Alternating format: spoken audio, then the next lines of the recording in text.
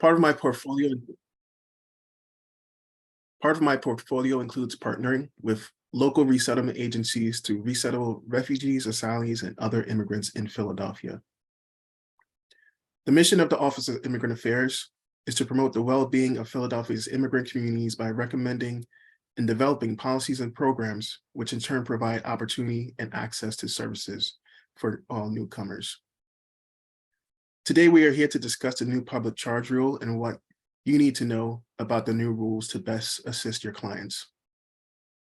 The new public charge rule aligns with Philadelphia's commitment to being a city that welcomes and supports its immigrant communities by providing access to life-saving benefits and services for which they are eligible. And so the city is happy to work with some of our nonprofit partners and other agencies to ensure that the public is aware of the new rules and encourage them to apply for public benefits that they are eligible to receive. Before I introduce the panelists, I want to encourage everyone to put their questions in the Q&A section of this webinar and not in the chat. This will help us focus our attention on the Q&As and help the folks that are running this panel best answer your questions in a timely manner. Now I will introduce our panelists for today. Our first panelist is Joanna Adebi. Joanna is a District Community Relations Officer in the U.S. Citizenship and Immigration Services Philadelphia Field Office. She began her more than 20-year career with Legacy Immigration and Naturalization Services in Lee Summit, Missouri. In 2017, she transferred to the Philadelphia office and began her current position. Mary Clark is the PCAN coordinator at Highest Pennsylvania. Mary Clark serves as the Philadelphia Citizenship Mary Clark serves as the Philadelphia Citizenship Action Network coordinator at Highest Pennsylvania. Just wanted to spell out that acronym. The PCAN partnership works to increase naturalization rates in low-income and underserved immigrant communities throughout the city and surrounding counties. Mary joined Highest Pennsylvania in 2017. She was previously the executive director of Esperanza Immigration Legal Services, an organization that provides direct legal services, education, and advocacy to primarily Latino immigrants and their families in the Philadelphia area. Lastly, we have Mary Pat Pileggi, the supervising attorney at Community Legal Services. Mary Pat Pileggi joined Community Legal Services in 2007 as a staff attorney in the Health and Independence Unit. She works with clients to resolve legal problems that arise in many different government benefit programs run by the Social Security Administration, the Department of Public Welfare, and the Department of Insurance. Those are the introductions for today. I'll just remind folks to put their questions in the Q&A section so we can retract them and so that they do not get intermingled with the chat section. And now I'll turn it over to the panelists. All right, thanks, Alan. Good afternoon, everyone. Like Alan mentioned, my name is Joanna Adebi, and I will be kicking off the information session this afternoon about public charge. Okay, next slide, please. You can go to the next slide. So I'm going to give overview and history of public charge as relates to immigration. The public charge grant of admissibility has been a part of U.S. immigration law for more than 100 years. This ground of inadmissibility is found in the Immigration and Nationality Act, Section 212, Part A, 4. So as you can see on this slide with the definition that any non-citizen who at the time of an application for a visa, admission, or adjustment of status is likely at any time to become a public charge is inadmissible. So to break that down into key terms, if a non-citizen is found inadmissible, it means that we will not grant them admission to the United States or find them eligible to adjust status to that of a lawful permanent resident, AKA green card. So it's more of a colloquial term, someone who is able to get a green card. However, in some instances, certain non-citizens may be eligible for a waiver of inadmissibility or may be invited to post a bond. And then there's certain categories of non-citizens, for example, those who benefit from humanitarian programs such as temporary protected status, or those who benefit from a program for immigration options for victims of crime, such as T, U, and VAWA visa holders, and also refugee and asylees. They are not subject to this public charge ground of inadmissibility, and so they will be exempt from the determination. But this statute of the law does not define likely at any time to become a public charge. So under the new rule, we are providing definitions for this and other key terms.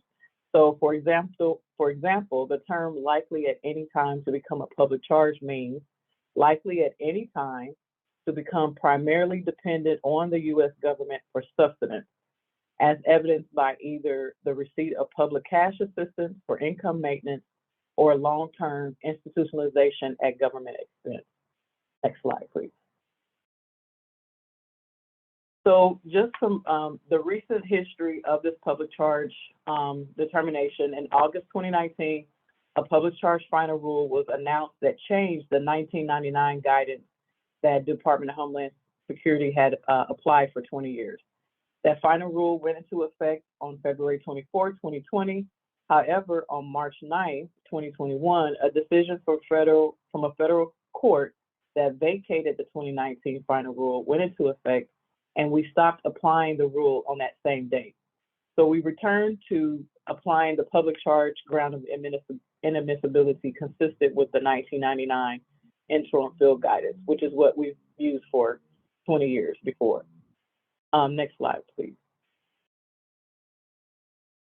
So more recently, on August 23rd, 2021, DHS published an advance notice of proposed rulemaking to seek early input from individuals, organizations, government entities, and other interested members of the public to inform a future rulemaking on the public charge ground of inadmissibility.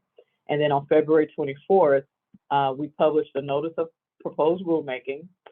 And after receiving and considering public comments in response to that, we published the final rule on September 9th, 2022. And this new rule has been in effect since December 23rd, 2023. And more information, if you are interested about the public charge inadmissibility determination, can be found in our policy manual on our website, Volume 8, Part G. Okay, next slide.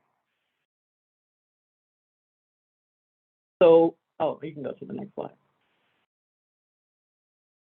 So again, a non-citizen will be found inadmissible if we determine that they are likely at any time to become primarily dependent on government for sustenance, as demonstrated by either the receipt of public cash assistance for income maintenance or long-term institutionalization at government expense. And this determination is made based on the consideration of relevant factors and the totality of the circumstances. Next slide, please. So we will look at, when we make this determination for public charge, we look at several factors, and it's listed on this slide. We consider the non-citizen's age, their health, their family status, assets, resources, financial status, education, and skills. And this is what's required in the law, Immigration Nationality Act. So when it comes to the use of public benefits, next slide, please, we will consider a non-citizen's current and or past receipt of the following public benefits: Social Security income, known as SSI, cash assistance for income maintenance under temporary assistance for needed families, known as TANF, and any state, tribal, territorial, or local cash benefits or benefit programs for income maintenance often called general assistance, or the long-term institutionalization at government expense. And long-term institutionalization does not include imprisonment for conviction of a crime or institutionalization for short periods for rehabilitation purposes. It also doesn't include home and community-based services. We want to emphasize that relatively few non-citizens in the United States are subject to this public charge grant of inadmissibility and are eligible for public benefits considered under the new final rule. We will consider a sufficient form I-864 affidavit of support under Section 213A of the law filed on a non-citizen's behalf when one is required. And most family-based immigrants and some employment-based immigrants must submit this form and basically to have a sponsor. Next slide, please. So these are examples of benefits that we will not consider under this public charge inadmissibility. And again, except for long-term institutionalization at government expense, we will not consider current or past receipt of non-cash benefits when determining whether a non-citizen is likely at any time to become a public charge. And I don't know if I should read, I'll go ahead and read this all out just for the sake, but you'll have this in the, after this meeting and in the recording. So SNAP, known as Supplemental Nutrition Assistance Program, WIC, Special Supplemental Nutrition Program for Women, Infants, and Children, Children's Health Insurance Program, known as CHIP, Medicaid, other than the long-term institutionalization, housing benefits, immunizations, testing for communicable diseases, COVID-19 vaccines, testing and treatment, home and community-based services, benefits under the Emergency Food Assistance Act, Child and Adult Care Food Program, Food Distribution Program on Indian Reservation. Next slide, please.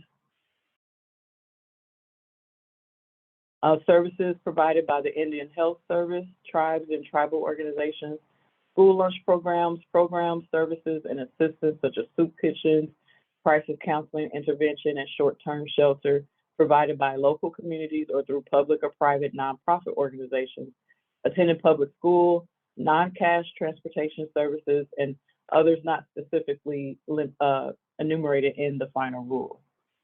And again, this is consistent with the public charge policy that's been in place for over 20 years, except for in 2019 when the other rule was in effect. Okay, next slide. So again, like our previous guidance, we will not consider all cash assistance and public charge inadmissibility determinations. There's too many federal and state public benefit programs for us to list them all.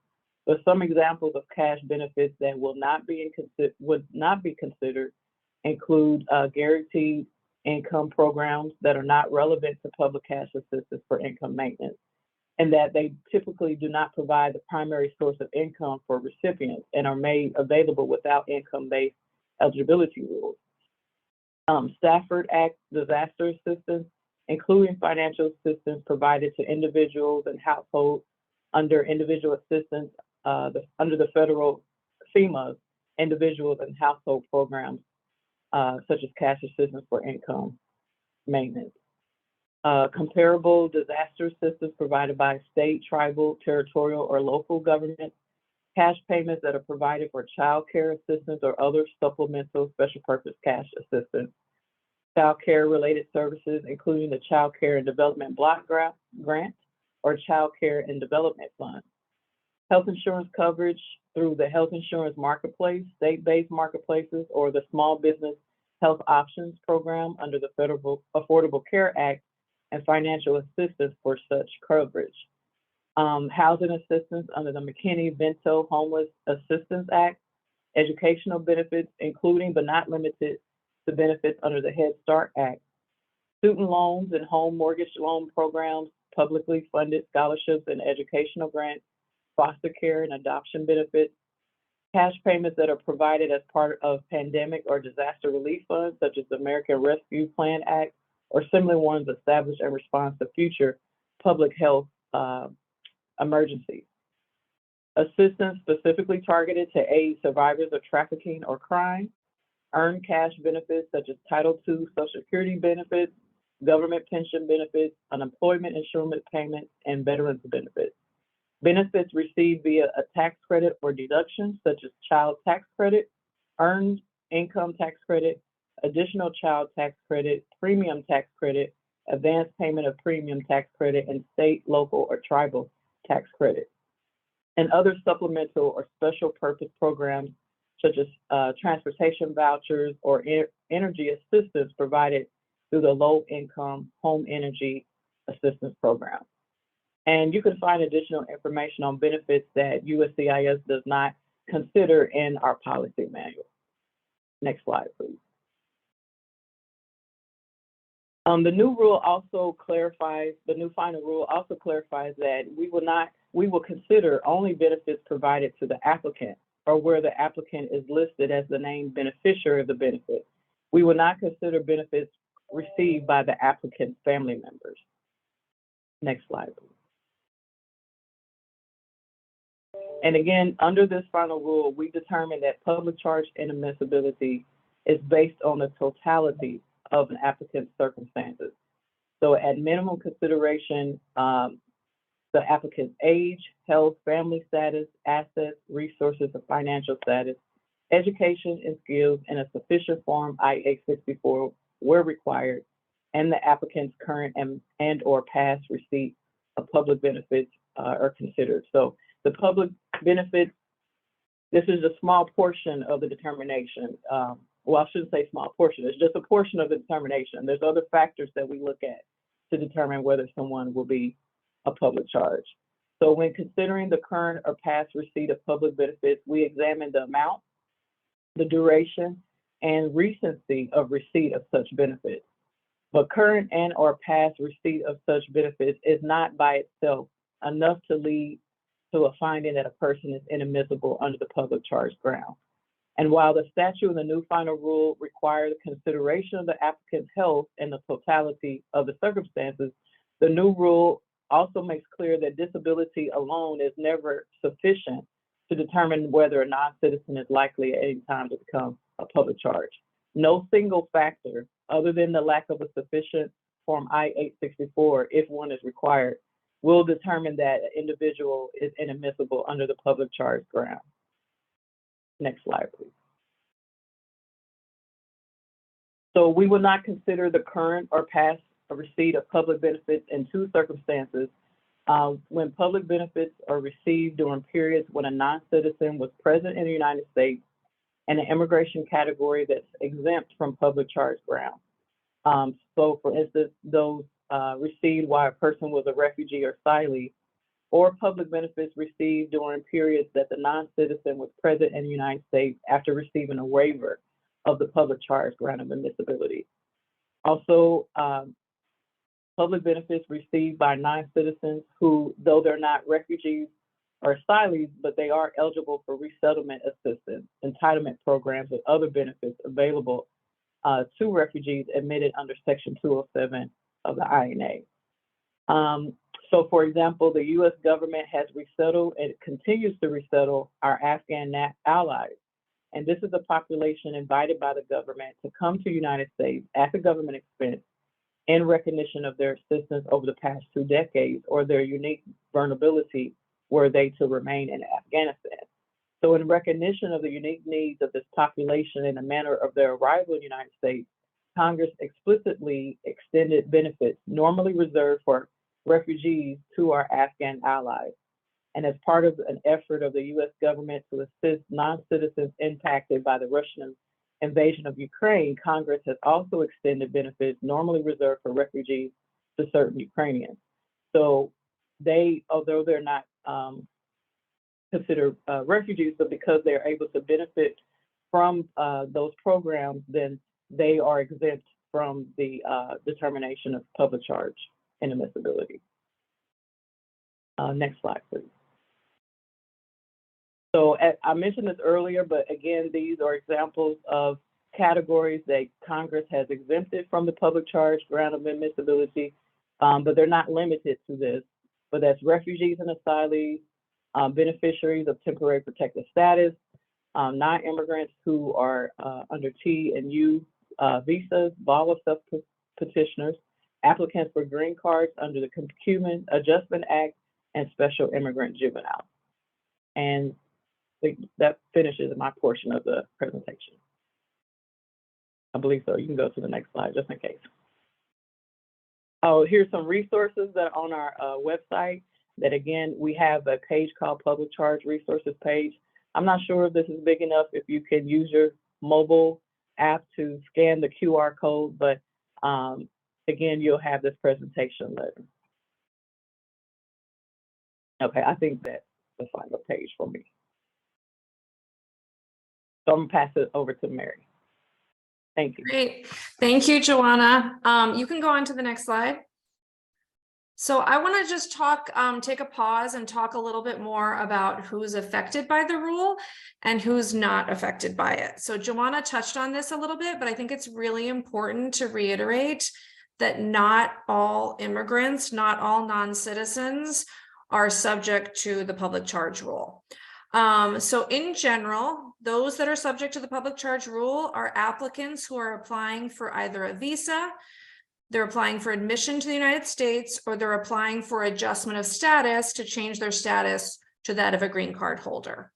So this includes individuals who are applying for a green card in the United States, whether it be through their family members or through their job.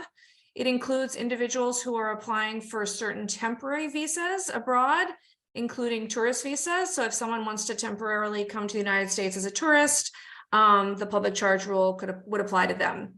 And then it applies to those who are applying for immigrant visas at consulates abroad, including family petitions, employment-based petitions, and through the diversity visa lottery. Next slide. So Joanna talked a little bit about this, but in those categories of individuals who are subject to the public charge rule, there are specific exemptions laid out under the law for certain categories of immigrants, meaning that immigrants applying for admission or applying for a green card under one of these categories would not be subject to the public charge rule. They're completely exempted.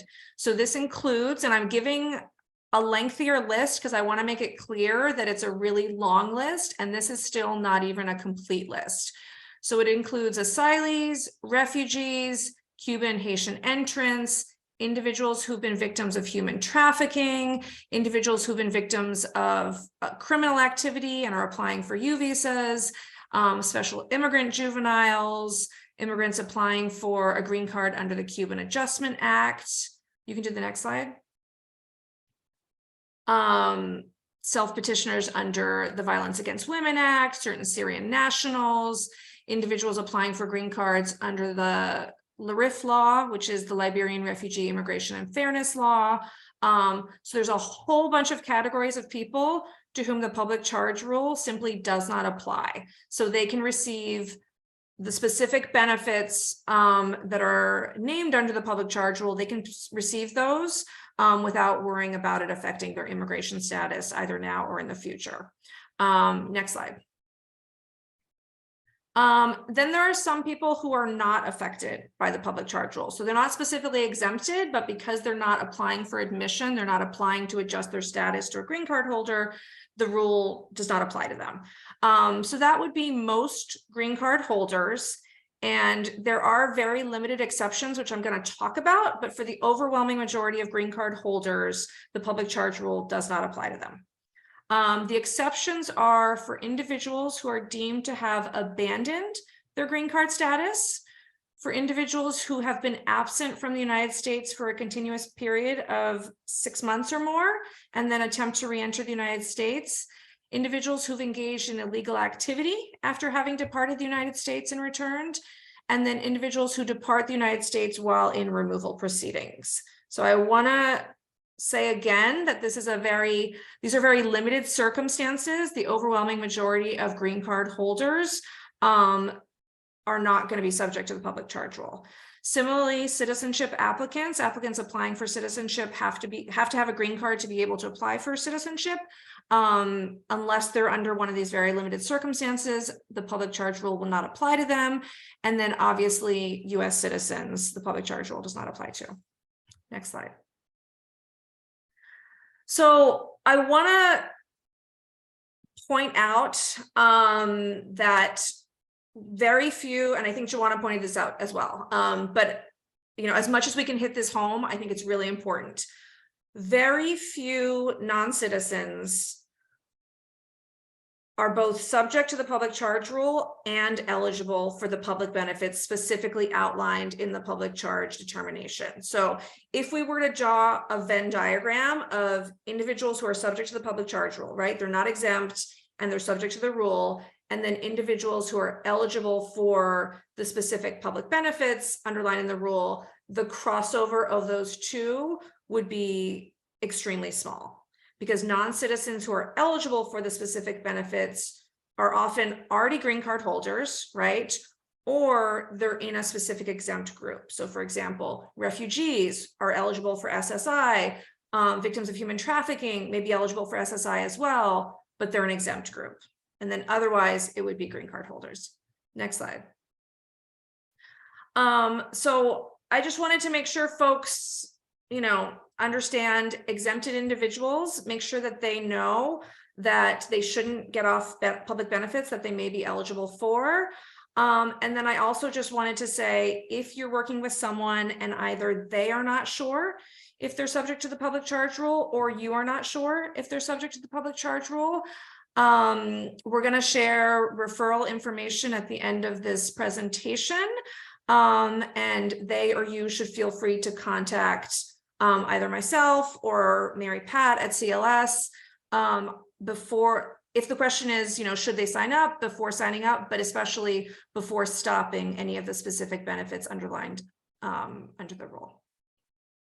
And Mary Pat is now going to talk a little bit more about some of the benefits. Yeah, thank you. Hi, everybody. Mary Pat, I'm a public benefits lawyer at CLS. So I am here to talk to you all a little bit more about the public benefits programs that are implicated in this new public charge rule. Next slide, please. So I do want to, Joanna already said this, but I'm going to say it again, that the old rule from 2019 that was started under the Trump administration implicated more than just these three public benefits that I have listed here. But that rule is dead. I want to make sure everybody understands that. The rule wasn't validated by the courts. There was a last-ditch effort to try to revive it in the Supreme Court, but the Supreme Court rejected that attempt. So that old rule, that 2019 rule that everybody was really afraid of, and that implicated many more public benefits programs than this new rule, is dead. So people, if you are still worried about that and you're still hearing questions about it, that's one thing you can say to yourself and to others. That rule is dead. We now have this new rule, as Joanna said, has been in place since just a few weeks, since December 22nd, 2022. But this new rule is much better for a few reasons.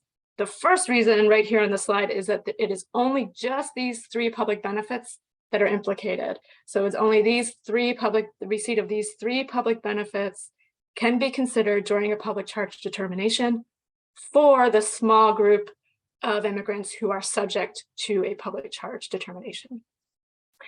So we're going to talk a little bit more about what these three public benefits are and what it means. Next slide, please. So the first public benefit is TANF, Temporary Assistance for Needy Families. This is a monthly cash assistance grant available to very low-income children, the related adults who care for those children, so moms, dads, aunts, uncles, grandparents who care for these low-income children, and then also available to pregnant people. These folks have to be very low income because you can see here what the grant amounts are. The grant amounts are very small, and the grant amount is the income limit. So these grant amounts have not changed since 1990. They are abysmally low. But one thing this tells you, just looking at how low these grant amounts are, tells you just how few people can actually receive this benefit. You have to be very, very low income in order to be eligible for TANF. This is a benefit program run by the State Department of Human Services, and it's available through the county assistance offices. Next slide, please. Only TANF grants that are received on an ongoing basis for income maintenance can be considered during a public charge test. TANF grants for short-term needs cannot be counted. So if folks are doing TANF work, you might know about the TANF diversion program, for example. TANF diversion grants are available to people who have very short-term needs for income replacement. So if somebody's been working, they lose their job, they have another job lined up, but it's not going to start for another 2 or 3 months. You might be able to get a TANF diversion grant to kind of fill in that gap, that 2 or 3 month gap that you'll have between jobs. A TANF diversion grant, because it's meant for a short-term need, would not be counted during a public charge test. Only ongoing cash assistance for income maintenance can be counted. Next slide, please. General assistance, cash assistance, if we get this program back, it will be a public benefit that can be counted during a public charge test. This program does not currently exist. It was eliminated by the state legislature in 2019. CLS is fighting real hard to get this program back though, so we are hopeful we'll get it back. But I did want to just flag this for folks. If we are successful and we do get that program back, it will be available to folks again. But it will also be a program that can be counted in a public charge test if folks receive it who are subject to the public charge test. Next slide. SSI. SSI is the Supplemental Security Income Program. It is a federal cash assistance program available to low-income people who have little to no work history in the US and who are either seriously disabled or age 65 and older. It's run by the Social Security Administration. These grant amounts here are the maximum amounts that people on SSI can get. SSI is not Social Security disability. It is not Social Security retirement. It is not Social Security survivors benefits. Those programs, Social Security disability, Social Security retirement, Social Security survivors, those are not means tested programs. Those are available to people who have eligibility based on work history that somebody's work that somebody has done in the US. SSI is a means tested program. You have to be low income. You have to have low assets in order to get SSI. And it is only available to those folks who have not had enough work history to have paid into the system long enough to be eligible for Social Security disability or retirement or survivors benefits.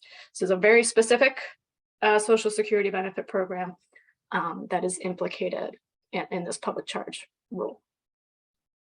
Next slide. The last public benefit that can be considered during the public charge rule is medical assistance for long-term institutionalization. This is the only kind of medical assistance that can be considered. And long-term institutionalization, pretty much the only thing that medical assistance is going to pay for when it comes to long-term institutionalization is care received in a nursing home. Right, so medical assistance used for a nursing home admission is what can be considered. Everything else, medical assistance used for anything else, cannot be considered. So that includes doctor's appointments and prescriptions and rehabilitation and hospitalizations and medical equipment and vaccines, dental care, targeted case management. Pretty much all the stuff that most people use medical assistance for is safe to use. It cannot be considered during the public charge determination. Next slide, please. I'd want people to know that medical assistance for long-term institutionalization is a very specific type of medical assistance. It's not as if, if you have medical assistance, it's not like you can just kind of like accidentally use your medical assistance for a long-term institutionalization without knowing it. In order to have medical assistance that will pay for a long-term institutionalization, you need to have long-term care medical assistance.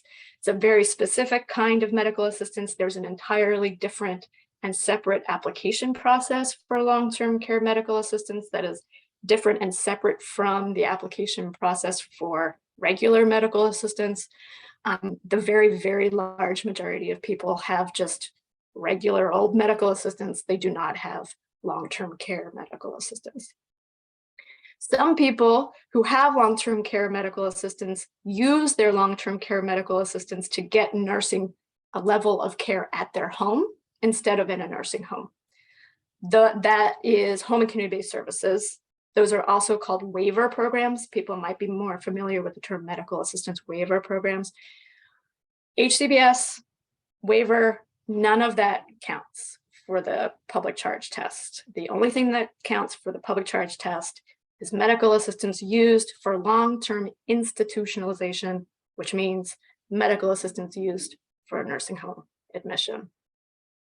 We don't know exactly how long the institutionalization has to be before it's considered long-term. Under the public charge rule, there's lots of discussion about what it might mean in the public charge rule, but USCIS has not yet come to a final conclusion on that question yet, it seems, but the public charge rule does promise further guidance on that question. So that's one piece of this that we're still waiting for more guidance on. Next slide, please. As Joanna stated, those three public benefits, TANF, SSI, long-term care, or long-term institutionalization at government expense, those three benefits only count if the person subject to the public charge test is the recipient of that benefit.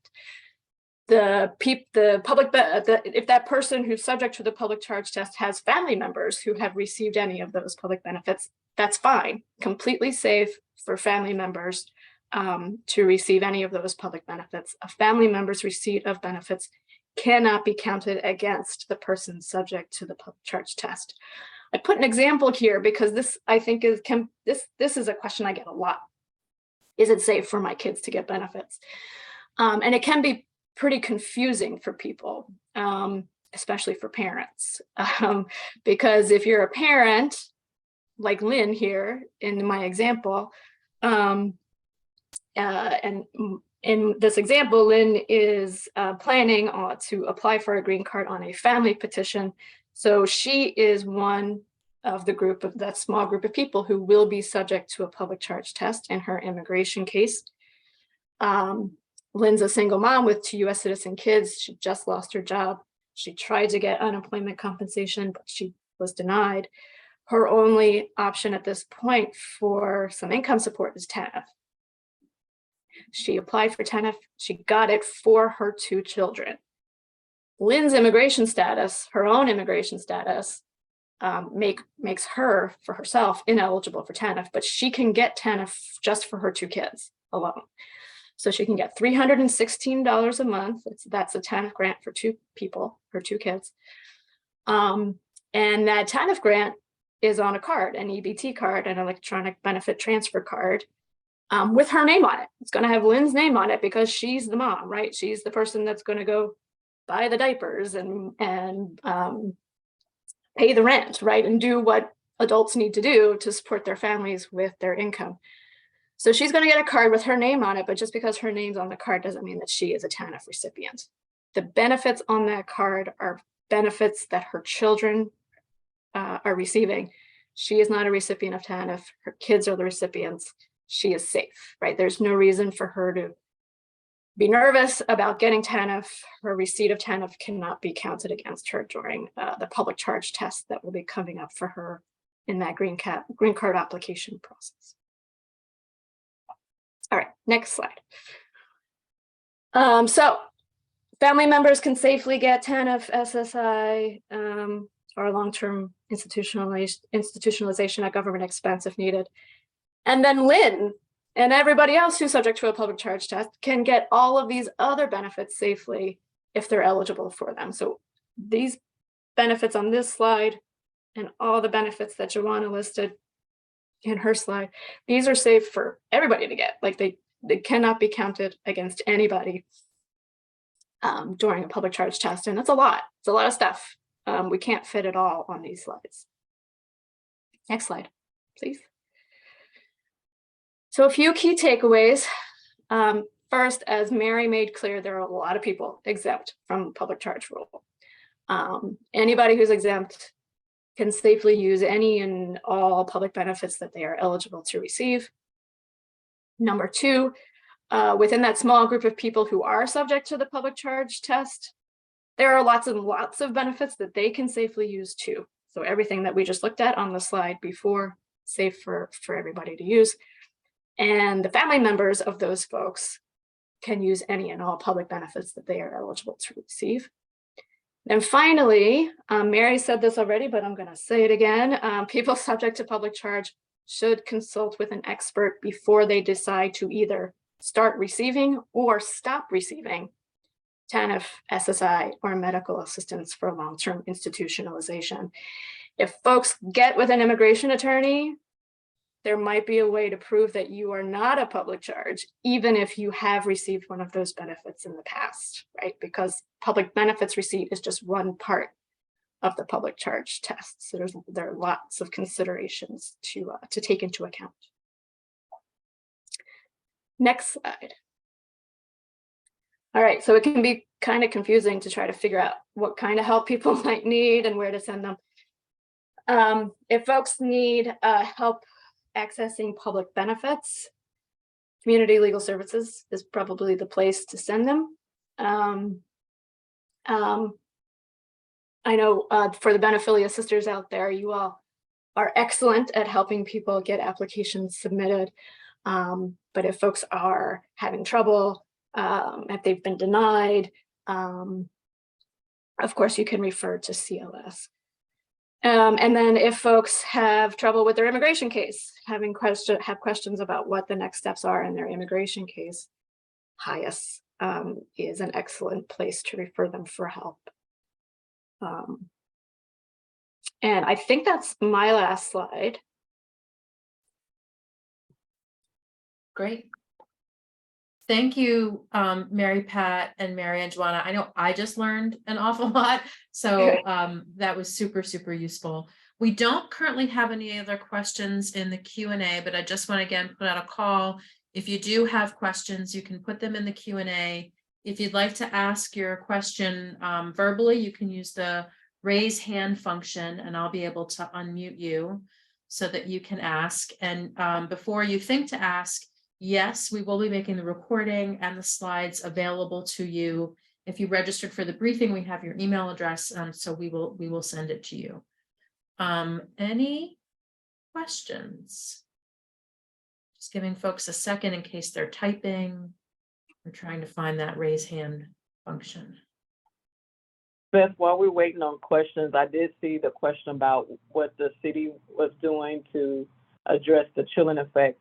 And even though USCIS is not city government, but at the federal level, USCIS, which is one of the reasons why we come in today to share this information, because the administration and the Biden administration and USCIS is aware that the prior changes in the public rule determination and admissibility determination did cause and has caused a chilling effect to where a lot of people stopped using their benefits or withdrew from their benefits and have not obtained public benefits for which they are eligible for because of the fear that this would affect their applications for immigrant benefit applications.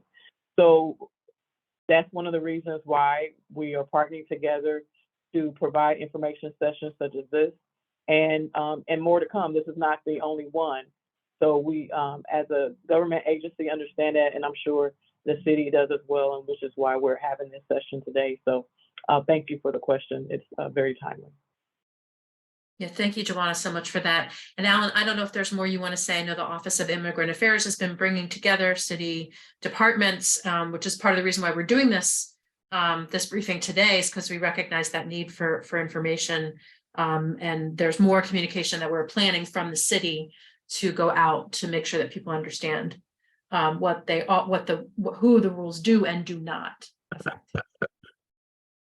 I will say thank you, Beth, and all the presenters this afternoon. Our office will be publishing a blog with much of this same information in the coming days, probably sometime this week. We are also available to answer any questions that these partners may not be able to answer, or just be a resource. I'll drop my information in the chat. Great, thank you. Do we have another question? Is there a takeaway sheet of literature that can be given to residents at tabling events? I know we've seen some great one-pagers from some allies that work on this, but I don't know, Mary Pat or Mary, if either HIAS or CLS has a one-pager, we could send that around to folks along with the recording. And Yes. great. Yes, CLS does, so I'm happy to send that to you. I don't think it's on our website yet for some reason, but it will be soon, and I can send it to you, Beth, to share. Great, we'll share that out with the recording and the PowerPoint. Thanks for that question, Arisha. Any other questions?